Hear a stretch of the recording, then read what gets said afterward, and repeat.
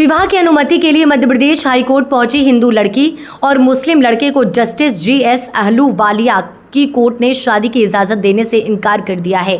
Court ने अपने आदेश में कहा है कि यह शादी मुस्लिम पर्सनल लॉ के तहत नहीं है। साथ ही शादी के बाद होने वाले बच्चों को संपत्ति का अधिकार नहीं मिलेगा, क्योंकि मुस्लिम पर्सनल लॉ इस शादी को अवैध मानता है।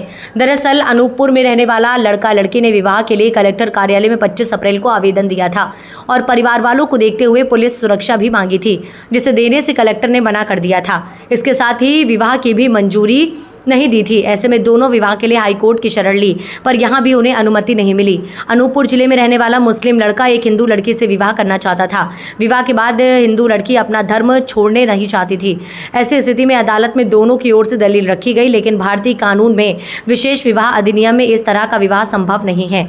लेकिन मुस्लिम पर्सनल लॉ इस बात की इजाजत नहीं है कि कोई मुस्लिम लड़का किसी मूर्ति पूजक हिंदू लड़की से विवाह कर सके, और जब तक लड़की अपना धर्म छोड़कर मुस्लिम धर्म नहीं अपनाती तब तक विवाह मुस्लिम विवाह अधिनियम के तहत रजिस्टर्ड नहीं किया जाता है। इसलिए इस मामले में कोर्ट से कोई मदद नहीं मिलेगी। आदेश में इतना कहते हुए जस्टिस अहलूवालिया की कोर्ट ने याचिका को खारिज कर दिया गया। इस मामले में लड़के और लड़की की तरफ से दिनेश कुमार उपाध्याय ने पैरवी की थी, जबकि सरकार की ओर से KS बघेल ने पक्ष रखा था। ऐसे धर्म परिवर्तन किए बगैर शादी कर सकता है या नहीं कर सकता है। अब इस प्रश्न में लड़की और लड़के की तरफ से मेरे द्वारा ये तर्क प्रस्तुत किए गए कि यदि मुस्लिम विवाह अधिनियम के तहत यदि विवाह किया जाता है तो धर्म परिवर्तन करना बहुत ज़रूरी है, किंतु यदि यह विवाह विशेष विवाह अधिनियम के तहत किया जाता है तो उसमें धर्म का परिवर्तन का आवश्यकता नहीं है और धर्म परिवर्तन किए बगैर विवाह किया जा सकता है।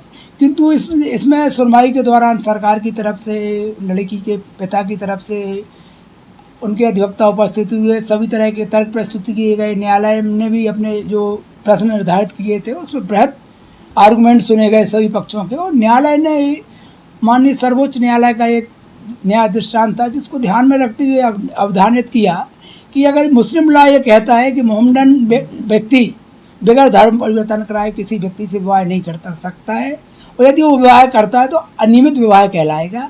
इसलिए ये जो भले ही ये विशेष विवाह अधिनियम इस तरह के विवाह को प्रतिबंध नहीं करता है, इसके बावजूद भी यदि विशेष विवाह अधिनियम के तहत भी यदि गैर मुस्लिम लड़की से अगर विवाह किया जाता है और धर्म परिवर्तन नहीं किया जाता है तो विवाह अनियमित होगा, और ऐसे अनियमित विवाह में के लिए न्यायालय किसी व्यक्ति को सुरक्षा प्रदान किए जाने का आदेश नहीं कर सकती है।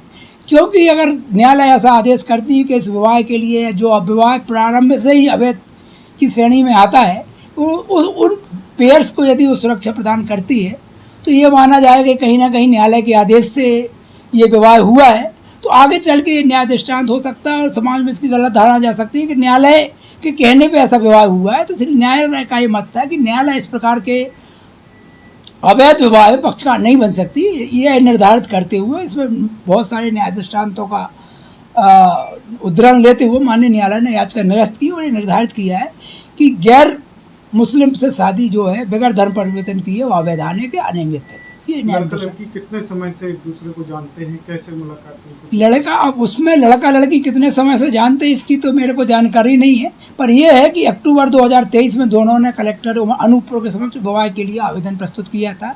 तो ऑफकोर्स अक्टूबर 2003 से तो उन्होंने विवाह के लिए आवेदन दिए हैं, तो निश्चित है कि उसके पहले से ही वो एक दूसरे को जानते होंगे। कोर्ट में लड़का और लड़की के पक्ष से परिवार के सदस्यों ने भी कोई पक्ष रखा है? दलील नहीं, लड़के की तरफ से तो कोई नहीं आए, पर लड़की की तरफ से लड़की के पिता उपस्थित हुए, उन्होंने अपना अधिवक्ता नियुक्त किया, और लड़की के पिता ने तो अपने जो रहता है कि साहब ये हमारे समाज में प्रतिष्ठा धूमे लोग हैं, समाज के लोग हमारा बाईकाट कर सकते हैं, लड़की इनके बरगलाने में आ गई है, लड़की घर के जेवर एवर लेके भी चली गई है और इसलिए वो शादी को स्वीकार नहीं करते, तरीके की दलीलें दी गई हैं।